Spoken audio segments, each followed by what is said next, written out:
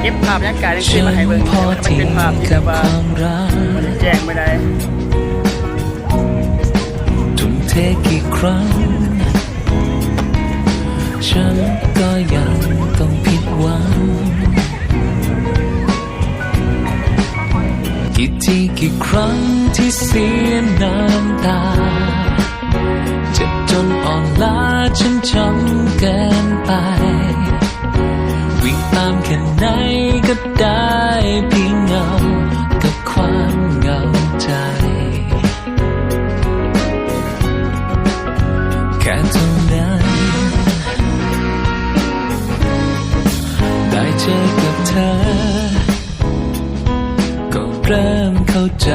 ในความรัก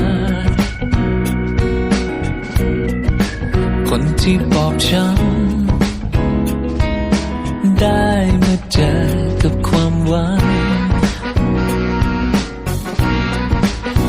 จากสิ่งที่คิดว่ามันว่างเปล่าที่เราไขว่คว้าไม่เคยมีจริง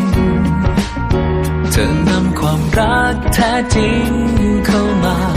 ผูกพันในหัวใจแล้ววันนี้ฉันเปลี่ยนไป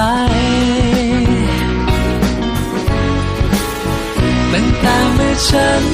รู้จักและฉันได้มาพบเธอมันทำให้ฉันต้องเปลี่ยนแปลงหัวใจฉันไปได้เรียนรู้สิ่งใหม่ที่ฉันไม่เคยพบเจอ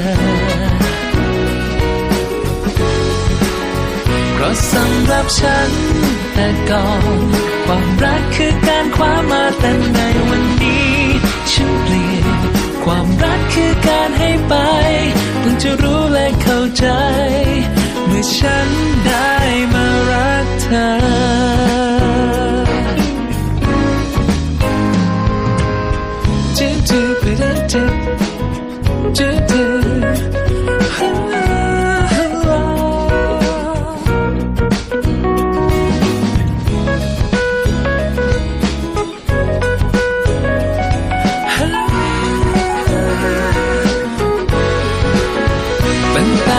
ฉัน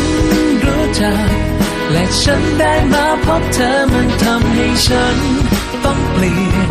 ยนแปลงหัวใจฉันไปได้เรียนรู้สิ่งใหม่ที่ฉันไม่เคยพบเจอเพราะสำหรับฉันแต่ก่อนความรักคือการคว้ามาแต่ในวันนี้ฉันเปลี่ยนความรักคือการให้ไปเพิ่งจะรู้และเข้าใจเมื่อฉันได้มารักเธอ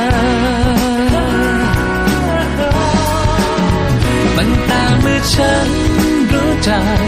และฉันได้มาพบเธอมันทำให้ฉันต้องเปลี่ยนแปลงหัวใจฉันไปได้เรียนรู้สิ่งใหม่ที่ฉันไม่เคยพบเจอเพราะสำหรับฉันแต่ก่อนความรักคือการคว้ามาแต่ในวันนี้